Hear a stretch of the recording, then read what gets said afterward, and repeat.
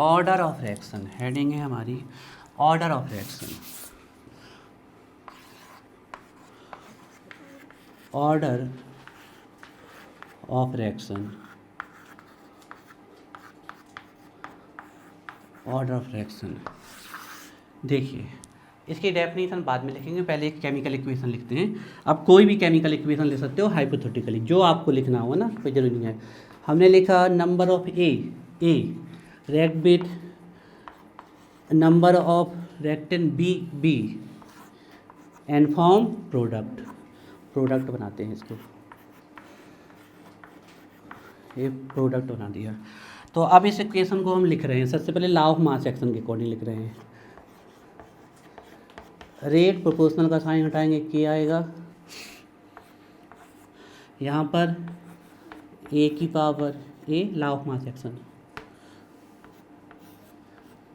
B की power B. तो ये है हमारी according to law of mass action, according to law of mass action. कैसा कॉन्सेप्ट है? थ्योरेटिकल कॉन्सेप्ट है। अब आप यहाँ से ऑर्डर कहोगे, इससे कोई हमें ऑर्डर बता दे, तो नहीं बता सकते हम, क्योंकि ये कैसा कॉन्सेप्ट है? थ्योरेटिकल। कभी भी ऑर्डर थ्योरी से नहीं लिखी जाती है, थ्योरी हमेशा एक्सपेरिमेंट से आती है ऑर्डर। हमने बताया था वो कैसे निकाली गई है। जैसे इसको डबल करे और इसके कंसंट्रेशन में कोई चेंज नहीं आए, मतलब यहाँ पावर 0 थी, इसको डबल करे और ये भी डबल हो जाए, पावर 1 कितनी थी? 1। और इसको डबल करे और रेट 4 हो जाए तो पावर कितनी थी? 2। तो ऐसे करके निकाली गई है। और ये तो बैलेंस होते हैं according to law of mass action है। अब इसको हम रेट लॉ के अकॉर्डिंग लिख रहे हैं, लिखते चलो, और अभी लैंग्वेज बाद में लिख पाएंगे ना। तो रेट लो, रेट आप रेट करके लिख लो या ROR करके लिख लो, ठीक है। तो ए की पावर x, या आपको जो मानना हो, बी की पावर y, ये है अकॉर्डिंग टू रेट लो, अकॉर्डिंग टू रेट लो।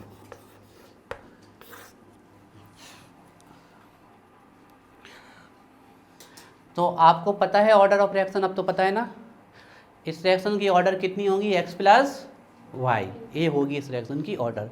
और ये रेट लॉ में वैल्यू कहाँ से निकल के आती है भाई? एक्सपेरिमेंट, ध्यान रखिएगा। तो देखिए यहाँ पर हम लिख रहे हैं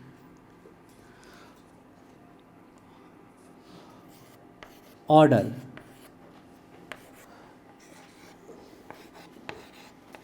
विथ रेस्पेक्ट टू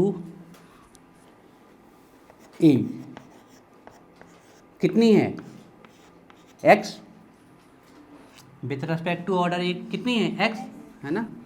फिर हम लिख रहे हैं ऑर्डर, लिखते चलो, order with respect to b कितनी है? y। अब हम बात कर लेते हैं टोटल ऑर्डर की, है ना। हालांकि टोटल शब्द लिखा नहीं जाता है, सिर्फ ऑर्डर लिखा जाता है, लेकिन अभी लिख लेते हैं ना, सीधे ऑर्डर लिखा जाता है। टोटल ऑर्डर, टोटल ऑर्डर कितनी हो गई? x plus Y, this is order.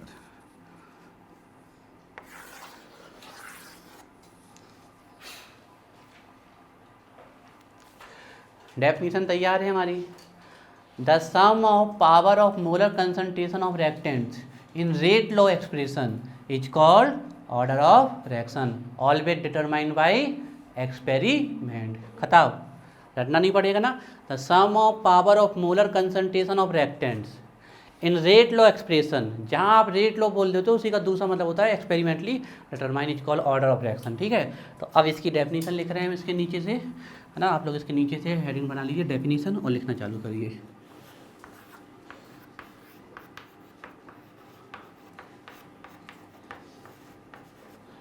Definition लिखिए, the sum SUM, the sum of powers, the sum of powers of molar concentration लिख सकते हो या सिर्फ कंसंट्रेशन लिख सकते हो।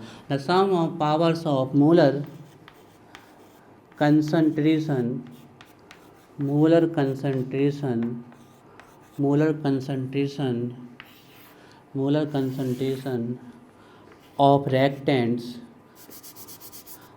of reactants, of reactants, of reactants in rate law, in rate law expression, in rate law expression, in rate law expression, in rate law expression is called order of reaction, is called order of reaction, is called order of reaction। Full stop लगा के लिखिए। It is an experimental concept, ध्यान रखिएगा। हालांकि जहाँ rate law लिख दिया था वहाँ ऑटोमेटिक एक्सपेरिमेंट इंक्लूड है, लेकिन हम बताएंगे तो ज़्यादा अच्छा रहेगा। It is an experimental concept, it is an experimental concept. या आप देख लेते it is always determined by experiment, आप ऐसे भी लिख सकते थे experimental, experimental concept, it is an experimental concept.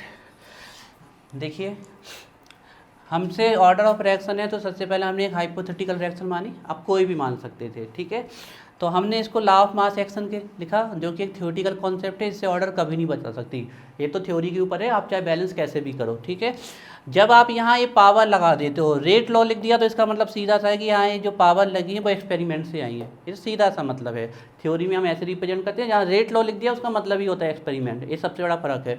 तो रेट लॉ में जो एक्सपेरिमेंटली पावर निकाली गई हैं, इनका जो टोटल सम आएगा वही क्या कहलाती है, आपकी ऑर्डर ऑफ रिएक्शन। और कभी भी आपसे अकेले अकेले किसी की ऑर्डर नहीं पूछी जाती, हालांकि हर एक की अपनी ऑर्डर होती है, लेकिन आपसे हमेशा ऑर्डर ऑफ रिएक्शन पूछी जाती है, जिसको हम कहते हैं total order x plus y. अब ऑर्डर यह एक कैसा कॉन्सेप्ट है, एक्सपेरिमेंटल कॉन्सेप्ट है। It is called order of reaction, is called order of reaction, full stop लगा के। It is an experimental concept, यह एक एक्सपेरिमेंटल कॉन्सेप्ट है ना। चलिए डालिए heading, properties of order of reaction या characteristics of order of reaction. Properties of order of reaction, properties of order of reaction.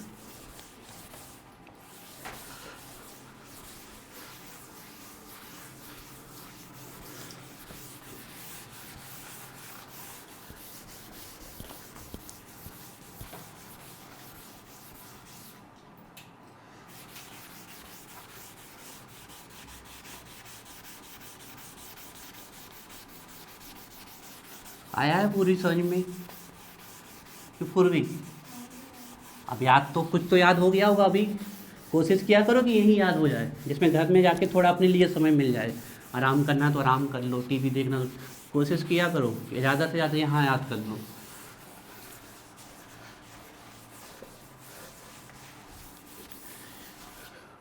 Properties of order of reaction, properties of order या characteristics of order of reaction, जो आप लिखना चाहें।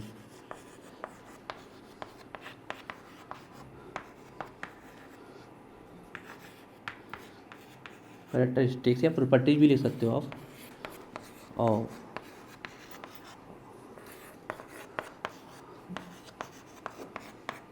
Order of reaction.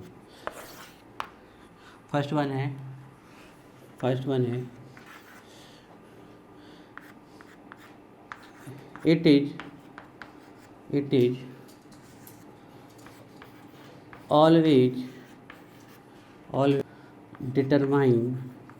it is always determined by experiment,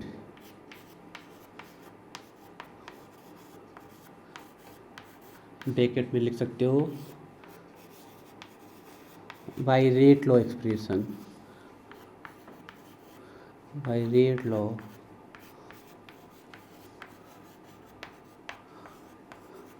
expression. Second point very very important, ध्यान रखिएगा, very important point है। और second, order सब कुछ हो सकती है, होल नंबर वैल्यू हो सकती है, नेगेटिव हो सकती है, पॉजिटिव हो सकती है, इवन फ्रैक्शनल, सीधी सी बात है, सब कुछ हो सकती है। आगे आप पढ़ने वाले हो अभी मॉलिक्यूलरिटी। मॉलिक्यूलरिटी हमेशा एक इंटीजर नंबर होगा, जीरो भी नहीं होगी। अरे मॉलिक्यूलरिटी का सीधा मतलब होता है रिएक्शन में जो रिएक्टेंट पार्टिसिपेट कर रहे हैं उनके नंबर लिख दो, वही क्या कहलाती है हमारी मॉलिक्यूलरिटी। क्या वो कभी जीरो हो सकते हैं क्या? रिएक्शन लिखनी तो कुछ तो होने पड़ेगा ना, तो ध्यान रखिएगा ये सब कुछ हो सकती है। अच्छा एक चीज़ देखो, अभी से डेफिनेशन तैयार करते चलो, हम लिखवाएंगे। ये कैसा कॉन्सेप्ट है? एक्सपेरिमेंट। जो मॉलिक्यूलरिटी है वो बैलेंस रिएक्शन से निकाली जाती है, तो वो कैसा कॉन्सेप्ट? थ्योरेटिकल। आ रही बात समझ में? ठीक है। दूसरी बात हम देखें आपके इसमें जो आपका ये है, निकल गया दिमाग से पॉइंट, क्या बता रहे थे हम, कहाँ पे थे हम? हाँ, होल नंबर वाली बात। देखिए ये जो होगा हमेशा इंटीजर नंबर होगा, ये ऑलवेज इंटीजर हमेशा। सॉरी, ये कुछ भी हो सकता है, ये कुछ भी हो सकता है, जीरो, नेगेटिव, पॉजिटिव, फ्रैक्शनल, कुछ भी हो सकता है, लेकिन मॉलिक्यूलरिटी हमेशा क्या होगी? एक इंटीजर वैल्यू होगी, 1 2 3 4 जो हो सकता है, ध्यान रखिएगा। तो लिखिए इसमें देयर all values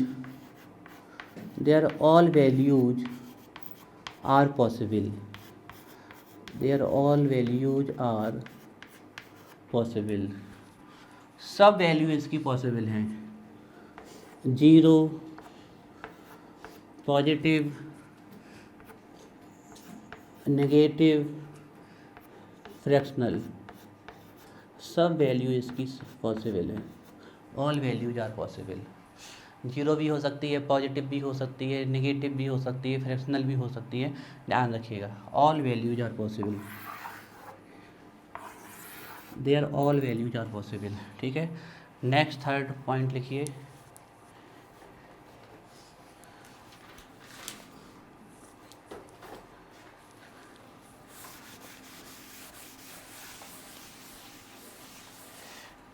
अच्छा ये बताइए जो आपकी ऑर्डर ऑफ रिएक्शन है, क्या इससे हमें किसी रिएक्शन के मैकेनिज्म की जानकारी मिल सकती है? ऑर्डर ऑफ रिएक्शन से हमें क्या किसी रिएक्शन के मैकेनिज्म की जानकारी मिल सकती है? क्या ये किसी रिएक्शन से रिलेटेड है? यस, रिएक्शन से रिलेटेड है ना। ऑर्डर चेंज होगी तो रिएक्शन का कंसंट्रेशन भी चेंज होता है ना, तो ये रिएक्शन के कंसंट्रेशन से डील करती है, ध्यान रखिएगा। लेकिन जो मॉलिक्यूलरिटी होगी, क्या उसका रिएक्शन के कंसंट्रेशन से कोई मतलब है? वो तो सीधे सीधे क्या है, एक थ्योरी। इसको बहुत आसान में लो, अगर आप लोग सोचेंगे कि मॉलिक्यूलरिटी कोई अजीब चीज़ है तो बहुत गलत फीलिंग आएगी। मॉलिक्यूलरिटी का सीधा सा मतलब है एक रिएक्शन में जो मॉलिक्यूल्स लिखे उनके नंबर, वो क्या कहलाती है? हमारी मॉलिक्यूलरिटी। और ऑर्डर का सीधा सा मतलब है कि जो रिएक्शन में आपके रिएक्टेंट्स हैं उनके कंसंट्रेशन को कम या ज़्यादा करने पर रिएक्शन पे क्या फ़र्क पड़ रहा है, तो वो हम बताएंगे। जैसे डबल किया और ए भी डबल कर दिया तो पक्का पावर कितनी थी? 1 थी, है ना। तो वो ये इससे हमें क्या पता चलता है कि इसका रिएक्शन के कंसंट्रेशन से सीधे रिलेशन है। लेकिन हमने कहा थ्योरेटिकली कोई एक रिएक्शन लिख दी, हमने हमसे किसी ने कह दिया कि ये रिएक्शन लिखी N2 + 3H2 2NH3, तो क्या इन नंबर से हमें किसी कंसंट्रेशन के बारे में पता चले? हम इसको डबल कर दें तो हम कह सकते हैं कि इसको डबल किया तो रिएक्शन की रेट डबल हो जाएगी? कभी नहीं कह सकते। एक्चुअली में it is zero order reaction. ये कौन सी रिएक्शन है? Zero order. मतलब कितना भी कंसंट्रेशन बढ़ाओ रेट में कोई इफेक्ट नहीं होता। तो आप नहीं बता सकते थ्योरी से देख के ऑर्डर, लेकिन मॉलिक्यूलरिटी क्या थ्योरी से देख के बता सकते हैं? हाँ, अगर इसके आगे एलिमेंट्री रिएक्शन लिख दिया होता तो जो मॉलिक्यूल्स के नंबर होते वही क्या हो जाती है? ऑर्डर। ध्यान रखिएगा ना इस बात को। तो नेक्स्ट पॉइंट लिखिए, point number third.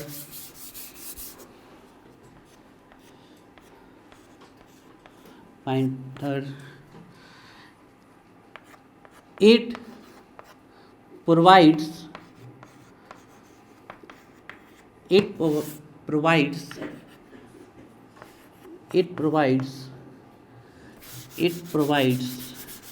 information, it provide information about rate of reaction,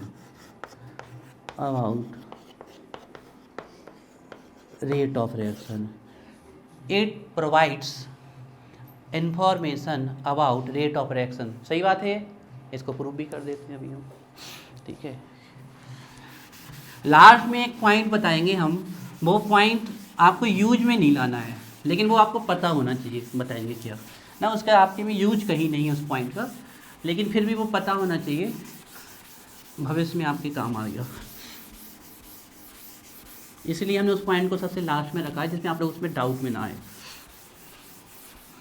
देखिए कैसे समझते हैं, बाय एग्जाम्पल समझ रहे हैं। ठीक है, एग्जाम्पल समझ रहे हैं। एक रिएक्शन मानी हमने, reactant tends to form product. Rate law लिख रहे हैं, सीधे ध्यान रखिएगा आप, है ना। अब हम law of mass action last बार वो लिख दिया, आप कभी नहीं लिखेंगे हम सब जगह रेट, और आपको बुक्स में भी लिखा मिले कहीं पर भी तो रेट लॉ ही मानना है आपको, कि जो लिखा हुआ है वो क्या, वो रेट लॉ लिखा हुआ है, आपका ध्यान रखिएगा। तो रेट लॉ लिख रहे हैं हम, तो रिएक्टेंट की पावर कितनी, n, हमें नहीं पता 1 है कि कितनी है, तो हमने क्या लगा दी, n। अब सोचने के दो तरीके हो सकते हैं।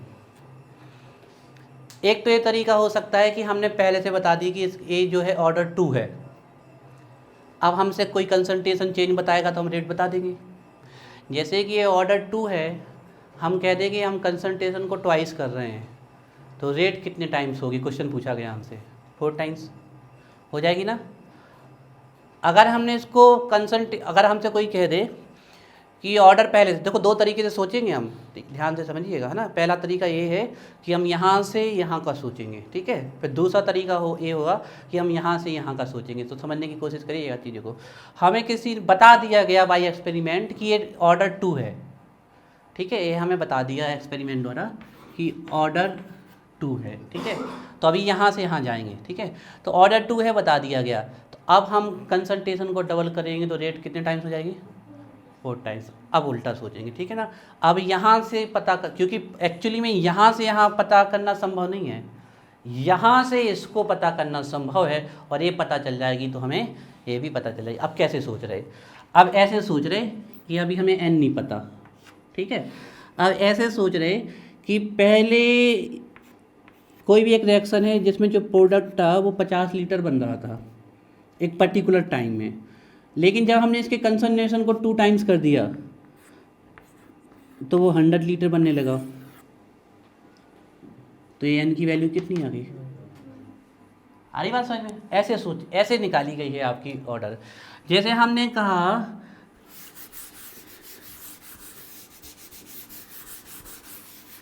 कि इसके कंसंट्रेशन को हमने ट्वाइस किया, और रेट में जो प्रोडक्ट आ रहा है वो 8 टाइम्स हो गया, तो ऑर्डर कितनी आ जाएगी, 3 आ जाएगी। क्लियर हो रहा। इसके कंसंट्रेशन को हमने ट्वाइस किया और रेट 8 टाइम्स हो गई, तो इसका मतलब सीधा कितना था, यहाँ कितनी पावर लगी हुई थी, 3। बात समझ में आ रही है। तो यहाँ से इसको पता किया गया, और यहाँ से फिर हमें क्या पता चली है, रेट। सीधा सा है कि इसको डबल करने पर रेट पे क्या इफेक्ट पड़ रहा है, उससे हमारी क्या निकल रही थी, ऑर्डर ऑफ रिएक्शन। अगर हम इस पे कंसंट्रेशन बढ़ा रहे हैं, ट्वाइस कर रहे, ट्राइस कर रहे, टेट्राइस कर रहे हैं, लेकिन रेट में कोई इफेक्ट नहीं आ रहा, मतलब वो रिएक्शन 0 ऑर्डर है। अभी आप पढ़ने वाले हैं 0 ऑर्डर रिएक्शन और first order reaction. 0 order reaction का अभी से समझ लो, ऑब्जेक्टिव में आता है कि 0 order reaction concentration of reactant पे डिपेंड नहीं करती, क्योंकि चाहे कंसंट्रेशन बढ़ाओ चाहे घटाओ, रेट कैसी रहने वाली है, कांस्टेंट रहने वाली है। बात समझ में आ गई। और फर्स्ट ऑर्डर की reaction single power of concentration of reactant पे डिपेंड करती है, मतलब डबल तो रेट भी डबल, 4 टाइम्स तो रेट भी 4 टाइम्स। ये बात समझ में आ गई। तो इसी को अब हम आधार मान के आगे की कुछ लिख रहे हैं, तो आप देखिएगा ना।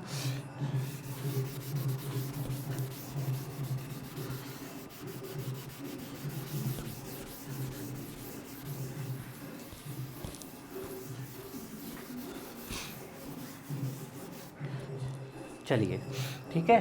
तो ये है एन, ठीक है ना। लिखते रहो, सब कुछ लिखना चालू करो साथ में। वेयर एन, हाँ संध्या कोई दिक्कत? Where N equal order of reaction, हाँ नहीं थर्ड पॉइंट नहीं बेटा, थर्ड पॉइंट के नीचे, हाँ थर्ड पॉइंट के नीचे का example, it provides information about rate of reaction, बताती है ना, अभी भी हमने बताया।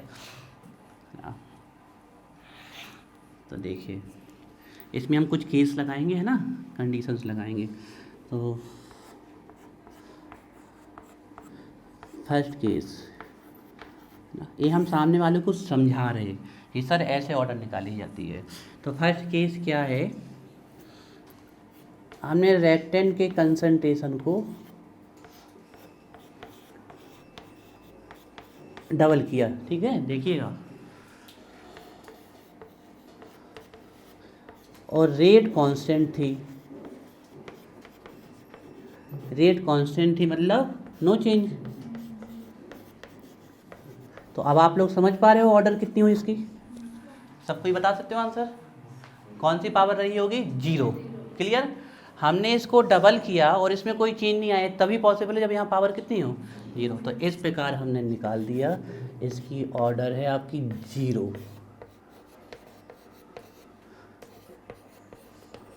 0 order reaction, 0 order reaction, 0 order reaction.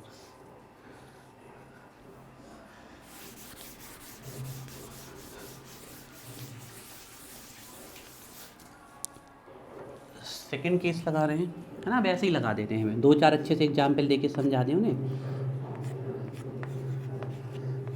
Second case देखिए, second case, concentration of reactant हमने फिर से डबल किया, हाँ ऑर्डर, ये एन ऑर्डर है, ठीक है ना, 0 order, 0 order, 0 order reaction, 0 order reaction, इसको हमने किया डबल, और रेट भी क्या हो गई, डबल। तो ऑर्डर पता चल गई ना, ऑर्डर कितनी आएगी इसकी, 1, है ना। तो ये फर्स्ट ऑर्डर रिएक्शन होगी, first order reaction, first order reaction, है ना। एक और बता देते हैं, एक या 2 और बता देते हैं, ठीक है। ऐसे ही आप लोग कर दो, सेकेंड और थर्ड ऑर्डर का और एग्जाम्पल बना लो ऐसे, ठीक है। ए आई सी समझ में आ रहे हैं, ए वाले तो आ गए ना, ठीक है, हम वो समझा देंगे।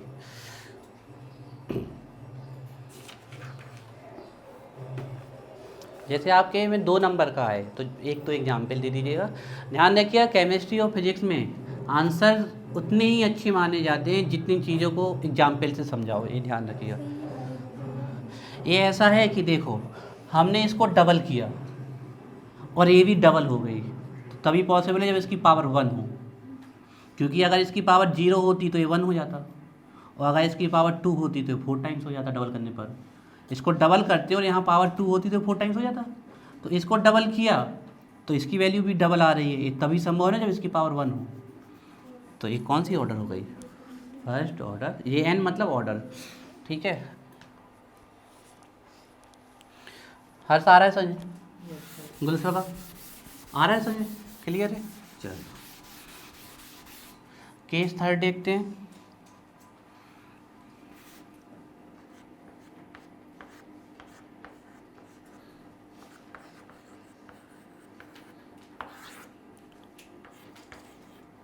रिएक्टेंट की कंसंट्रेशन को हमने किया डबल,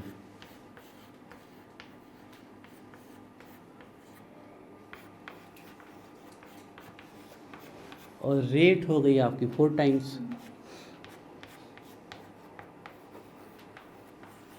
इसका मतलब क्या होगा, n इक्वल टू 2 हो जाएगी, second order reaction, n equal to 2,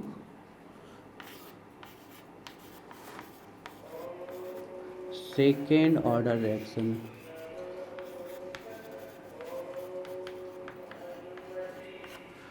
second order reaction, second order reaction. जाओ निकेत।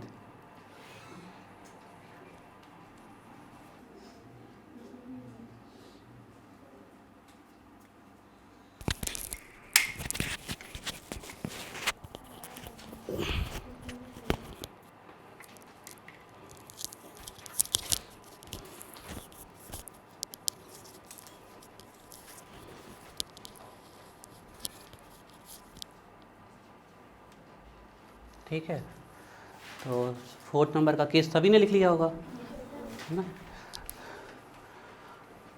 4 टाइम्स हो गई। जिसने नहीं लिखा तो हम लिख देते हैं, जब इतना लिखा तो एक और प्रॉपर एग्जाम्पल भी बता देते हैं आपको। आर को डबल किया, फ्रैक्शनल भी हो सकते हैं, लेकिन फ्रैक्शनल के यहाँ नहीं लिख रहे हैं हम, तो आपके क्वेश्चन में आएंगे। रेट हो गई आपकी 8 टाइम्स। तो एन की वैल्यू कितनी आ जाएगी, थर्ड ऑर्डर रिएक्शन। ठीक है, अब आपके एग्जाम में ऑर्डर आएगी तो आपको ये लिख के आना है, इतनी थ्योरी आपको लिख के आनी है। इनके एग्जाम्पल आप कम भी लिख सकते हो, है ना, ऐसा नहीं है कि इतने लिखने हैं। और अभी हम कुछ प्रॉपर एग्जाम्पल बता देते हैं, उनमें से भी आपको कोई पसंद आए तो आप लिख सकते हो। ये थर्ड ऑर्डर रिएक्शन, ठीक है। हाँ,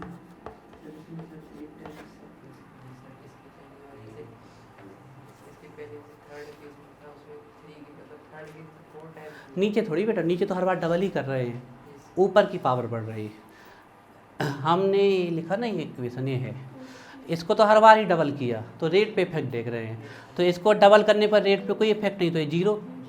इसको डबल किया, ये भी डबल, तो यहाँ 1। इसको डबल किया और ये 4 टाइम्स, तो यहाँ 2, 2 का स्क्वायर 4। और इसको अगर हमने डबल किया और 8 टाइम्स, तो यहाँ 3 थी, 2 2 जा 4 और 4 2 जा 8। क्लियर बन, चलिए। तो ये हो गई ऑर्डर ऑफ रिएक्शन। एक लास्ट पॉइंट और हम आपको लिखवा रहे हैं, लेकिन वो सिर्फ लिख लेना है आपको। इतनी नहीं जाती बेटा रेट, इतनी नहीं जाती है ना, इसीलिए इसके बाद फ्रैक्शनल में आने लगती है या फिर नेगेटिव होती है जनरली जो होता, फिर वो कॉम्प्लेक्स रिएक्शन कहलाती है। वो भी आपके चैप्टर का पार्ट है, वो भी हम बताएंगे आपको, है ना। देखो अभी तक आप लोगों ने इसको ऐसी साइड में लीजिएगा इस पॉइंट को, क्योंकि ये आपके काम का नहीं है, लेकिन बाद में काम आएगा।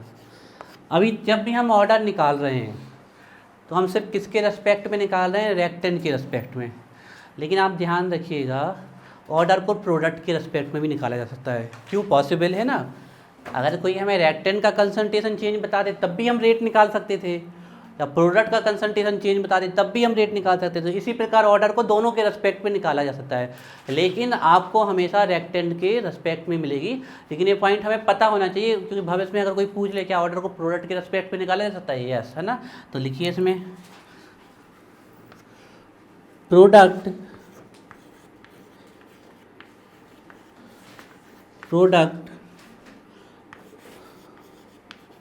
may also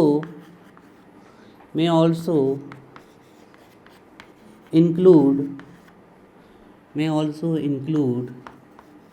in order of reaction, है ना।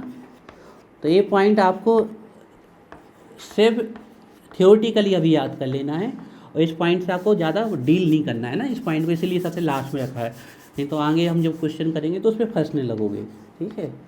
तो इससे आपको डील नहीं करना है, सिर्फ ना एग्जाम्पल लिख ले रहे हैं। जैसे हम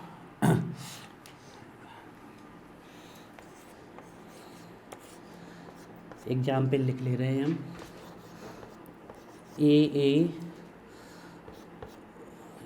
और आपका नहीं, ए क्या लिखना है, सीधे लिख रहे हैं एग्जाम्पल ए प्लस बी, और इसने क्या बना दिया, सी, ठीक है ना। तो हम इसके रेस्पेक्ट में ऑर्डर लिख रहे हैं, ऑर्डर एन लिख रहे हैं, ऑर्डर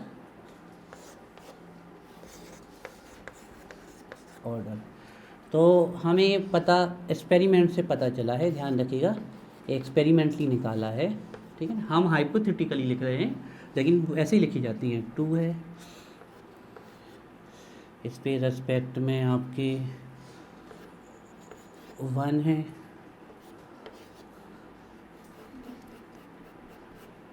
इसके रेस्पेक्ट में 1 है, उसी के रिस्पेक्ट में -1 है, तो टोटल ऑर्डर कितनी आ जाएगी? क्लियर है बात? टोटल ऑर्डर क्या आ जाएगी हमारी? Second order. 2 + 1 + -1, तो माइनस प्लस कैंसिल, ऑर्डर क्या आ जाएगी हमारी? सेकेंड। तो प्रोडक्ट को भी इंक्लूड किया जा सकता है ऑर्डर ऑफ रिएक्शन में। यानी कि समझ आया पॉइंट? प्रोडक्ट में also include in order of reaction. लेकिन इस पॉइंट को आपको एज ए थ्योरी याद रखना है। अब इस पॉइंट की चर्चा हम नहीं करेंगे, लेकिन ये हमने आपको लिखवा है। हाँ, किस में? नहीं, सेम आएगा, जैसे वहाँ कांस्टेंट कर दिया था ना हमने, कुछ वैसा ही सेंटेंस बनेगा। लेकिन इसीलिए हमने आपको ये बताया नहीं कि इसमें फंसोगे, नहीं दिए जाते हमेशा, किसके टर्म में निकाली जाती है? रिएक्टेंट। तो उस पॉइंट को बस एज ए नॉर्मल तरीके लो, छोड़ दो उसे, ठीक है। चलिए अब कुछ हम प्रॉपर एग्जाम्पल बता रहे हैं ऑर्डर के। ये आपका एग्जाम के पर्पज से थ्योरी तैयार होगी, प्रॉपर एग्जाम्पल बताते हैं। तो डालिए heading, some important reactions of different order, और ये सब एक्सपेरिमेंटल निकाली गई हैं। Some important reactions of different order, और इनको रटना नहीं है, वैसे ऐसे ध्यान कर लेना है, ठीक है। Some important reactions of different order, some important reactions of different order.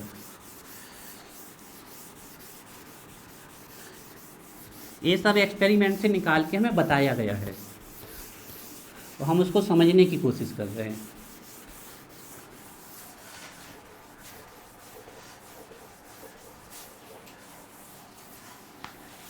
Some important reactions of different order.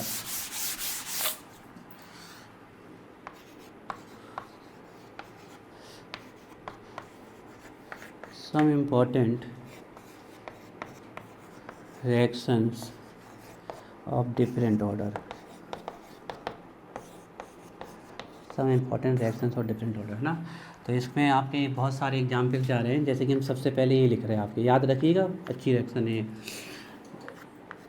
N2 + 3H2 tends to 2NH3। N2 + 3H2 tends to 2NH3। Platinum की सरफेस पे रिएक्शन होती है। तो इस reaction की अगर हम आपको ऑर्डर बता दें पहले से ही, अगर हम बता दें आपको ऑर्डर, या पहले रिएक्शन लिख दें फिर ऑर्डर बता दें, जो आपको अच्छा लगे ना, क्योंकि ये तो एक्सपेरिमेंटली बताई गई है हमें। कौन सी ऑर्डर की रिएक्शन है? 0 ऑर्डर की रिएक्शन है। तो इसके लिए हम रेट लो अगर लिख दें, तो रेट प्रोपोर्शनल का साइन हटाएंगे तो के with respect to n power कितनी आएगी? 0, और विथ रिस्पेक्ट टू पावर कितनी आएगी? 0, ठीक है। स्टोइकियोमेट्री से नहीं निकाला, ये कहाँ से निकाला गया है? एक्सपेरिमेंट से, कि इनके कंसंट्रेशन में चेंज करो और रेट पे कोई इफेक्ट नहीं आ रहा था। That's why they are the 0 order reaction, ठीक है, ठीक है ना। तो 0 ऑर्डर रिएक्शन है, ध्यान रखिएगा। सेकंड एग्जाम्पल देखिए, सेकंड एग्जाम्पल, तो ये बहुत इंपॉर्टेंट है, अभी से सीख लो कि 0 order reaction concentration of reactant पे डिपेंड नहीं करती, उनकी रेट डज नॉट अफेक्टेड, और ये इंटीग्रेटेड रेट लॉ इक्वेशन से प्रूफ भी होगा ना, ध्यान रखिएगा। तो देखिए अब हम नेक्स्ट एग्जाम्पल बता रहे हैं, ये भी बहुत इंपॉर्टेंट एग्जाम्पल है। रेडियो एक्टिव डिके, है ना, all radio active decay, all radio active decay, radio active decay. देखो रेडियो एक्टिव डिके कई पर्पज से किया जा सकता है। एक सबसे समान तरीका जानते हो आप, एक्सप्लोजन के पर्पज से, atomic bomb, hydrogen bomb, they all are made up of radioactive substance, जैसे यूरेनियम, पोलोनियम, थोरियम से बनते हैं। दूसरा कंट्रोल तरीके से करवा के न्यूक्लियर रिएक्टर के द्वारा एनर्जी भी इससे पाई जा सकती है। तीसरा रेडियो एक्टिव जो डिके कराया जाता है वो आर्टिफिशियल एलिमेंट बनाने के लिए, जो आपके आर्टिफिशियल एलिमेंट्स बनते हैं वो रेडियो एक्टिव डिके से ही बनते हैं। टोटल आपके नेचर में 92 एलिमेंट है, बाकी सब कैसे आए? आर्टिफिशियल तरीके से। तो ध्यान रखना, ऑल रेडियो एक्टिव डिके, जितने भी रेडियो एक्टिव डिके हैं वो हैं first order reaction, first order, है ना, हमने इसलिए पहले ही लिख दिया, ये फर्स्ट ऑर्डर रिएक्शन होती हैं, फर्स्ट ऑर्डर रिएक्शन, है ना। तो अब आपको कोई भी रेडियो एक्टिव डिके मिल जाए तो वो फर्स्ट ऑर्डर, ठीक है। तो इसका हम एग्जाम्पल लिख देते हैं। जैसे कि रेडियम 88, जब इसका रेडियो एक्टिव डिके कराया जाता है तो इससे एक आर्टिफिशियल एलिमेंट बनता है रेडॉन, दैट इज 86, प्लस एक अल्फ़ा पार्टिकल जनरेट होता है दैट इज 2। अल्फ़ा पार्टिकल जानते हो ना, हीलियम का न्यूक्लियस ही क्या कहलाता है हमारा, अल्फ़ा पार्टिकल, जिस पे +2 यूनिट चार्ज होता है और 4 यूनिट मास होता है। This is alpha particle helium, ठीक है ना। तो ये अल्फ़ा पार्टिकल है। तो अब आप लोगों को एक चीज़ और पता चल जाएगी, ध्यान रखना, radium and radon both are radioactive, दोनों ही रेडियो एक्टिव है, लेकिन रेडियम नेचुरल सब्सटेंस है और रेडॉन गैस है artificial, helium neon argon krypton xenon radon, ध्यान देगा आर्टिफिशियल गैस है रेडॉन, ठीक है। तो ये फर्स्ट वाले इसकी ऑर्डर देख के नहीं निकाली है ना, इसकी हमने देख के नहीं निकाली है। हमने जब इस रिएक्शन में एक्सपेरिमेंटली देखा ये गया है कि चाहे इसका भी कितना कंसंट्रेशन बढ़ाओ, चाहे इसका कितना कंसंट्रेशन बढ़ाओ, रेट नहीं बढ़ती। तो हम इसको कितना भी करें और रेट नहीं बढ़ रही, तो पावर कितनी होगी, सेम इसके साथ हो रहा था, तो ऐसे आया है वो, है ना। तो इसके लिए रेट इक्वेशन लिख लो रेक्टेंट के टर्म में, है ना।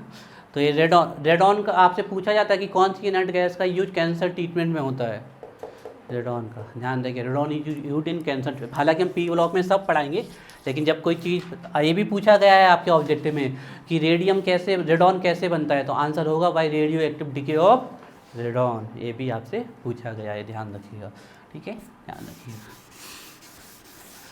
रेट इक्वेशन रेडियम के टर्म में लिख लेते हैं इसका, रिएक्टेंट के टर्म में, है ना।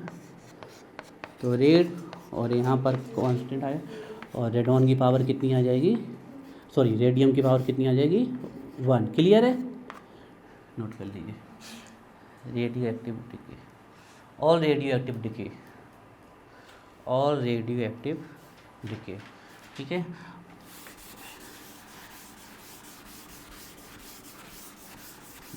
बहुत सारी हैं फर्स्ट ऑर्डर रिएक्शन, ढेर सारी हैं, जैसे N2O5 का डीकम्पोजिशन। हाँ निकेत, किसका, हाँ एटॉमिक नंबर है, जिसका रेडियम 88 होता है, रेडॉन 86 होता है और हीलियम 2 होता है आपका।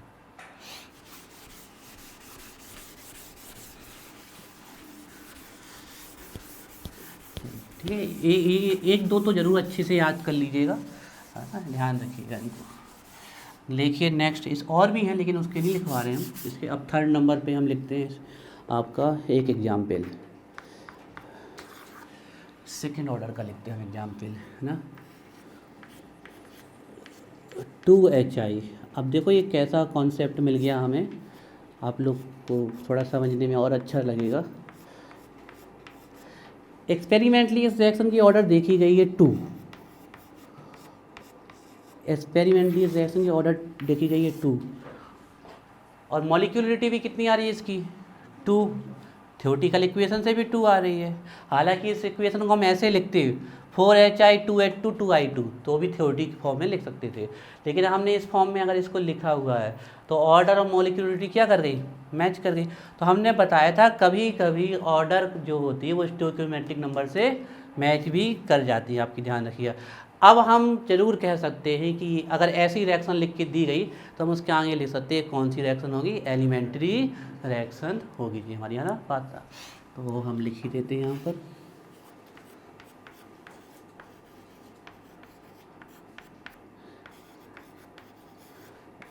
एलिमेंट्री रिएक्शन है, एलिमेंट्री रिएक्शन। रेट लॉ लिखते बन जाएगा, प्रोपोर्शनल का साइन हटाएंगे कि HI की पावर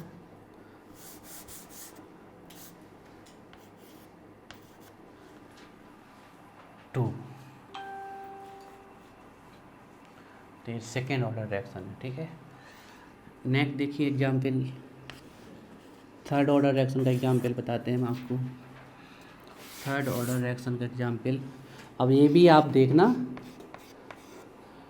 इसकी भी ऑर्डर मैच कर जाती है स्टोइकियोमेट्री से, 2NO + O2 टेंस टू 2, तो इसे भी कोइंसिडेंस है, ये ध्यान रखिएगा। ऑर्डर एक्सपेरिमेंटली देखी गई है इसकी 3,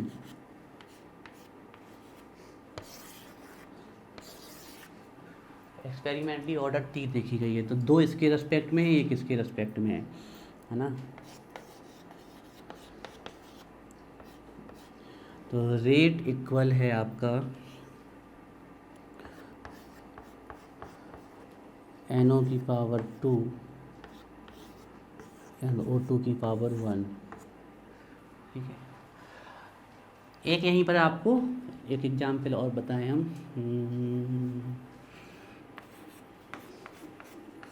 2NO plus 2H2 2N2 plus 2H2, ये किस ऑर्डर की रिएक्शन है पता है? ये थर्ड ऑर्डर की रिएक्शन है, लेकिन क्या इसको हम स्टोइकियोमेट्री से चेक कर पा रहे? नहीं कर पाए ना। अब पक्का है, एक दिन ध्यान रखिएगा, अगर स्टोइकियोमेट्री मैच कर गई तो इसका मतलब होता है कि ये एलिमेंट्री रिएक्शन है। एलिमेंट्री, अब एलिमेंट्री रिएक्शन कौन सी कहलाती है? जो एक स्टेप में हो जाती है, सिंगल स्टेप में, ठीक है ना। और पक्का ये रिएक्शन इसकी ऑर्डर और मॉलिक्यूलिटी मैच नहीं कर रही तो ये एलिमेंट्री रिएक्शन नहीं है। आ रही बात समझ में? ये कैसी रिएक्शन है? Complex reaction. अब कॉम्प्लेक्स रिएक्शन को सर हम कैसे जज करें? क्या सर किसी की भी आपकी रिएक्शन जो हो रही है उसकी अगर मॉलिक्यूलिटी और ऑर्डर मैच नहीं कर रही तो हम उसको कॉम्प्लेक्स रिएक्शन बोल सकते हैं? नहीं। समझना थोड़ा पेचीदा पॉइंट है ना, समझने वाला पॉइंट। हमने कहा कि किसी की मॉलिक्यूलिटी मतलब number of molecules of reactant taking in balance chemical equation अगर ऑर्डर के इक्वल आ जाए तो ये तो पक्का है कि वो एलिमेंट्री रिएक्शन है, ये 100% कन्फर्म है।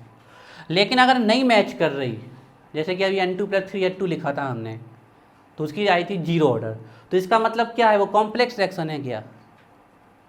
अब 2 कंडीशन चेक कर लेने तो पक्का कॉम्प्लेक्स हो जाएगी।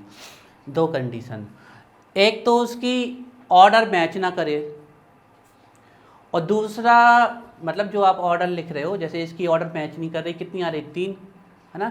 एक तो उसकी ऑर्डर मैच ना करे, और दूसरा जब आप देख रहे हो यहाँ से बैलेंस केमिकल इक्वेशन से और आपको दिख रहा है कि इससे देखने पर ऑर्डर 4 आ रही है, 3 से ज़्यादा आ रही है, तो वो पक्का रिएक्शन कैसी हो जाती है? हमारी कॉम्प्लेक्स रिएक्शन हो जाती है। अगर कभी भी किसी रिएक्शंस में आपको ऑर्डर 3 से ज़्यादा दिखने लगे तो आप समझ लीजिएगा वो पक्की कैसी रिएक्शन है? कॉम्प्लेक्स रिएक्शन है। कॉम्प्लेक्स रिएक्शन में सिर्फ एक स्टेप ऐसा होता है जिससे ऑर्डर निकाली जाती है, that is called rate determining step. सबसे स्लो स्टेप होता है, उस पर चर्चा हम करेंगे। ये वाला हो गया। इसमें कह सकते हैं हम कि एक एलिमेंट्री रिएक्शन है क्योंकि इसकी ऑर्डर और मॉलिक्यूलिटी क्या कर गई? मैच। ये जो स्टोइकियोमेट्रिक कोफिशिएंट होते हैं ना, यही इसकी मॉलिक्यूलिटी कहलाती है, ध्यान रखिएगा। तो इस रिएक्शन की मॉलिक्यूलिटी भी 3 है, ऑर्डर भी 3 है, तो ये एक एलिमेंट्री रिएक्शन। यहाँ तक सब कुछ क्लियर है? कहीं डाउट में तो नहीं फंसे अभी तक? क्लियर है ना आपको? ये एक सिर्फ कोइंसिडेंस है कि इसकी ऑर्डर मैच कर गई मॉलिक्यूलिटी से, ये ध्यान रखिएगा, ठीक है। और देखिए, है ना,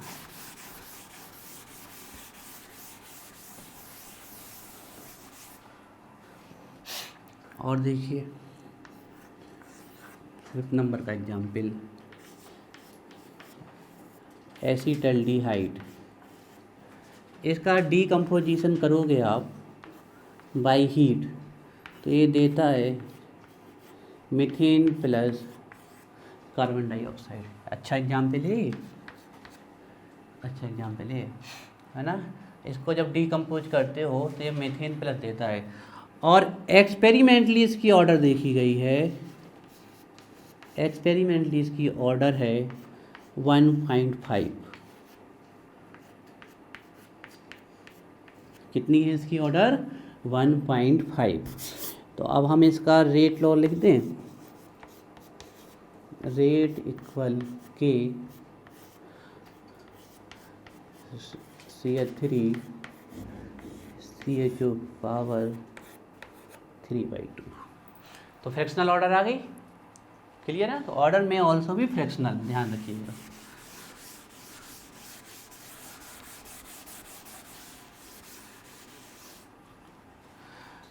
ठीक है, तो ये फ्रैक्शनल ऑर्डर कहलाती है ना। जब इस प्रकार की ऑर्डर आ जाए तो इनको कहा जाता है fractional order reaction, fractional order कहते हैं इनको,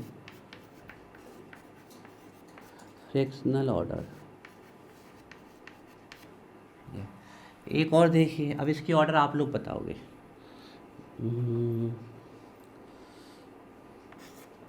CO प्लस Cl2 COCl2, इसके लिए रेट लो हम लिख दे रहे हैं, ऑर्डर आप लोग। हम अभी तक क्या करते थे, ऑर्डर पहले लिख देते थे, रेट लो बाद में लिखते थे। इस बार हम रेट लो पहले लिख दे रहे, ऑर्डर आप लोग निकाल देना, है ना। रेट लो लिख रहे हैं तो आप समझ जाओगे, रेट लो में तो एक्सपेरिमेंटल वैल्यू लिखी रही होती है ना, ध्यान रखिएगा। तो rate low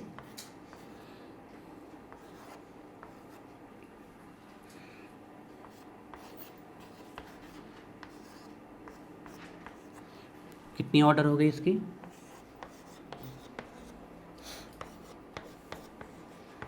1/2, that is 2 point जी हो गई इसकी ऑर्डर।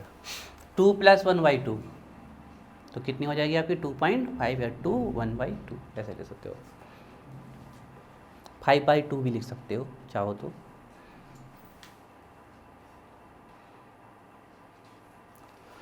एक फिर 2 मिनट का और टॉपिक पढ़ लो जिससे हम कल मॉलिक्यूलरिटी स्टार्ट कर दें, ठीक है। देखो आपको इतना बड़ा ऑर्डर लिख के नहीं आना है एग्जाम में, इन रिएक्शंस को याद 1-2 में से याद करनी, जैसे रेडियो एक्टिव लिखे और ऑर्डर वाला कॉन्सेप्ट पीछे कर दिया है हमने, वो हमने आपकी इसलिए बढ़िया थ्योरी तैयार करवा दी, और उसमें हमने कोई प्रॉपर रिएक्शन इसीलिए नहीं लिखवाया कि आप लोग इतनी सारी रिएक्शन कैसे याद करोगे, तो उसको हमने बहुत सिंपल, क्योंकि 2 नंबर में आना है और हमने मैक्सिमम आपको उसमें डेटा दे दिया है।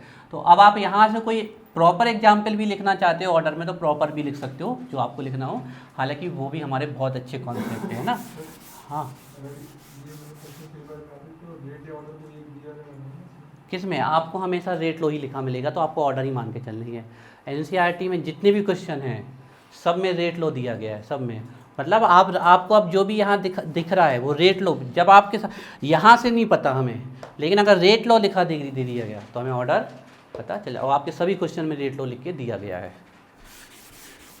ऐसा बोलते नहीं कि वो रेट लिखी होती तो हम ही को समझना पड़ता है वो रेट लो है ना। एक हेडिंग डाल लीजिए, स्यूडो PSEUDO, स्यूडो। बायो वाले जानते होंगे स्यूडो का मतलब, स्यूडो मतलब क्या, हाँ बिल्कुल सही, स्यूडोपोडिया, झूठे पाँव, किस में, झूठे खाना झूठा नहीं, झूठे गलत, झूठे पाँव किस में पाए जाते हैं, स्यूडोपोडिया।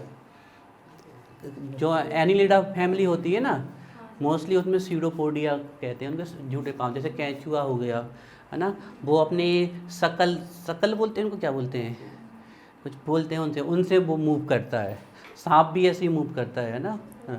हाँ सौम्या कुछ बता रही थी, बताओ सौम्या। स्यूडोपोडिया का मतलब होता है झूठे पाँव, है ना, ये सुने थे। अच्छा बताओ एक क्वेश्चन पूछें बायो वाले से, कौन कौन है बायो वाले यहाँ, एडिशनल बायो और जे मेन बायो। एडिशनल बायो वाले से ना बने चल जाए, मेन बायो वाले से ना बोलो तो बाहर। अब बताओ पूछे कि नहीं,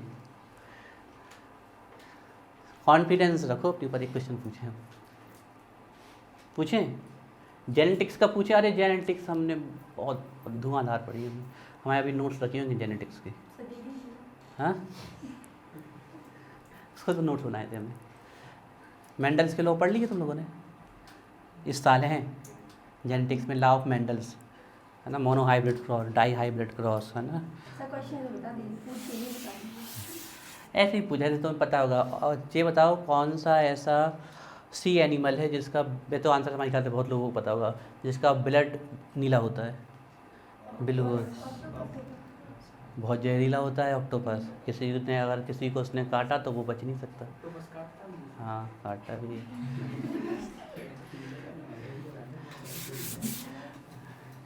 चलो ए हेडिंग बना लो, हाँ ऑर्डर ऑफ रिएक्शन खत्म, नहीं जी लिख लो, ऑर्डर ऑफ रिएक्शन बेटा अभी चालू भाई, अभी जे मतलब थ्योरेटिकल पोर्शन खत्म, इंटीग्रेटेड इक्वेशन, जे pseudo order first order, pseudo order reaction लिखिए, स्यूडो फर्स्ट ऑर्डर रिएक्शन, या इसको स्यूडो ऑर्डर रिएक्शन भी बोलते हैं, स्यूडो फर्स्ट ऑर्डर और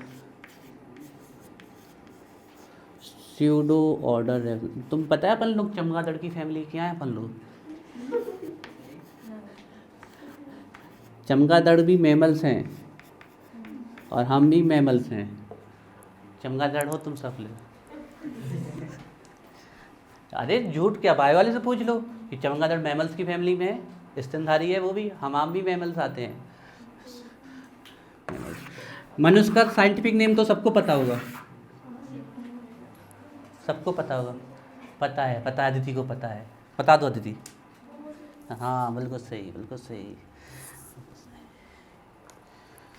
चलो, स्यूडो फर्स्ट ऑर्डर रिएक्शन और स्यूडो ऑर्डर रिएक्शन। देखिए कुछ ऐसी रिएक्शंस होती हैं जो देखने में तो ऐसी लगती हैं कि वो सेकेंड ऑर्डर की हैं। ध्यान से सुनिएगा, कुछ ऐसी रिएक्शन होती हैं जो देखने में तो ऐसी लगती हैं जैसे कि वो सेकेंड ऑर्डर की हैं, लेकिन एक्चुअली में कैसी होती हैं, फर्स्ट ऑर्डर की। रेट लॉ भी जब लिखेंगे तो सेकेंड ऑर्डर के अकॉर्डिंग लिख देंगे, लेकिन वो होती फर्स्ट ऑर्डर की है। ऐसा क्यों होता है? क्योंकि उसमें कोई एक ऐसा रिएक्टेंट होगा जो जिसका कंसंट्रेशन बहुत ज़्यादा होगा, वेरी हाई, और वो हमेशा होगा सॉल्वेंट। और हम बता दे रहे हो सॉल्वेंट का नाम भी क्या होगा आपका, वाटर। आप लोगों ने अगर लास्ट ईयर पढ़ा हो तो हमने इक्विलिब्रियम में पढ़ाया था कि अगर वाटर हाई कंसंट्रेशन में आ जाता है तो फिर उसका कंसंट्रेशन रिएक्शन की रेट को इफेक्टेड नहीं करता, क्योंकि ये ह्यूज अमाउंट में होता है। अब इसको हम एक व्यवहारिक भाषा में समझाना चाहते हैं, कॉन्सेप्चुअल भाषा में समझ नहीं आएगा। अब जैसे हमने कहा कि एक बाल्टी पानी है, उससे हम अगर एक गिलास पानी निकाल लें फ़र्क पड़ेगा, लेकिन हमने कहा एक तालाब से हम एक बाल्टी पानी निकाल लें तो फिर उसके कंसंट्रेशन में कोई फ़र्क नहीं देखना, मतलब समझाने के लिए हम बोल रहे हैं आपको। तो उससे उस तालाब के कंसंट्रेशन में जो फ़र्क पड़ने वाला है वो नेग्लिजिबल है, वो हमें नहीं दिखता। तो अगर किसी रिएक्शन में कोई रिएक्टेंट बहुत हाई कंसंट्रेशन में आ जाए, सीधा सीधा लिखा रहेगा एक्सेस में है, तो फिर हम मान लेते हैं कि उसका कंसंट्रेशन रिएक्शन में चेंज नहीं हो रहा। तो उसका कंसंट्रेशन चेंज नहीं होगा तो वो रेट के लिए भी उसको हम क्या मान लेंगे, कांस्टेंट। तो फिर रेट सिर्फ किस पे डिपेंड करेगी, दूसरों पे। तो ध्यान रखना, अगर किसी के हम सीधे प्रॉपर एग्जाम्पल लिखवा दे रहे हैं आपको, कोई reaction looks like second order were actually first order, देखने में लग रही है सेकेंड ऑर्डर, जो कि झूठी है, गलत है, स्यूडो है ना, और होती कैसी है, फर्स्ट ऑर्डर, तो उसको हम बोलते हैं स्यूडो फर्स्ट ऑर्डर रिएक्शन। लिखिए reactions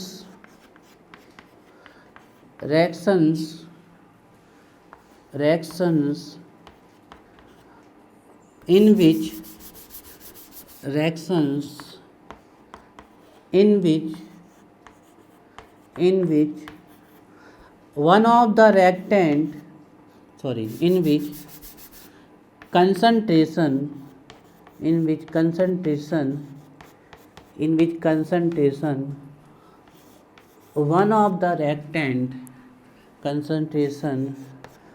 one of the reactant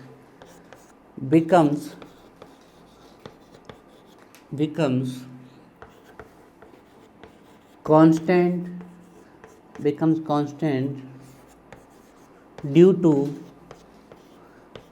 to its excess अधिकता, due to its excess pregnancy,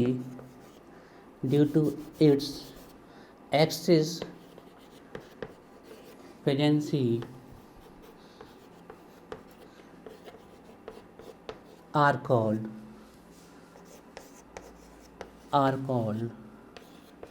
pseudo order reactions.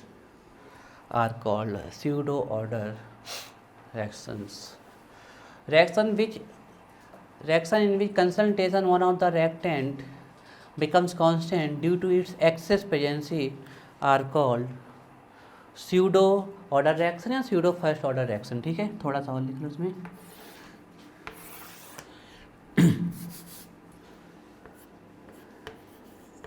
These reactions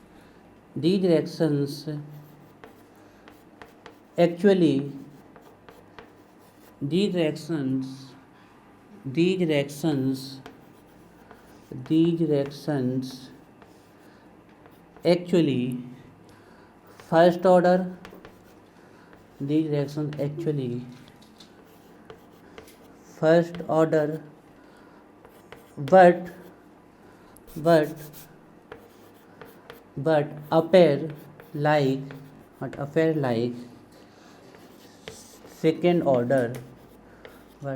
like second order due to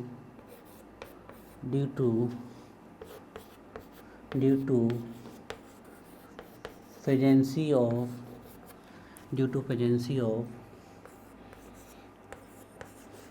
one of the reactant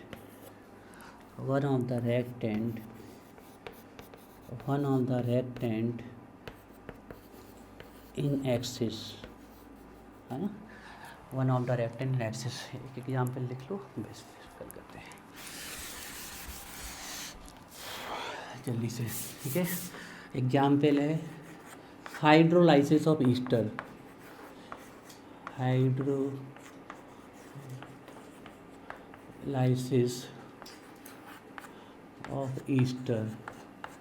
hydrolysis of Easter, कोई भी Easter ले लो जो आपको लेना हो, RCOOR, जो भी आपकी इच्छा हो, उसका जल अपघटन कर दो, हाइड्रोलाइसिस कर दो। तो देखो क्या होगा, ध्यान से आप लोग, ये जो वाटर है ये देगा HOH, तो RCO पकड़ लेगा H और R क्या पकड़ लेगा, OH। तो ये एस्टरीफिकेशन, उसकी जस्ट उल्टी क्या होती है, एस्टरीफिकेशन, है ना, पहले से कहा चुके हैं इसको, RCOH प्लस ROH, ठीक है। और यहाँ पर देखने में लगती है कि सेकेंड ऑर्डर है, लेकिन इसमें जो वाटर होता है वो एक्सिस में होता है, water present in axis.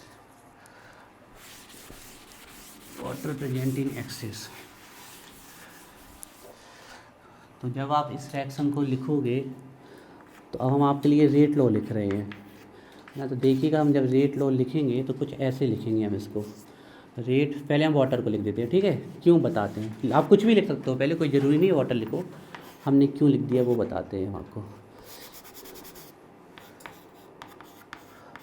RCOR, तो इसका कंसंट्रेशन चेंज नहीं होता है, तो इसके कंसंट्रेशन चेंज नहीं होने के कारण इसका रिएक्शन के रेट पे कोई इफेक्शन नहीं है, सिर्फ इसके कारण होगा, इसके कंसंट्रेशन कारण। तो इन दोनों की जगह पे ए भी कांस्टेंट और ए भी कांस्टेंट, इन दोनों की जगह पे एक नया कांस्टेंट आ जाएगा, दैट इज K डैश, और आपका बनेगा ये RCOOR। तो ये रिएक्शन दिखती हैं सेकेंड ऑर्डर, होती हैं फर्स्ट ऑर्डर, यही है आपकी सीडो फर्स्ट ऑर्डर रिएक्शन, ठीक है। तो चलिए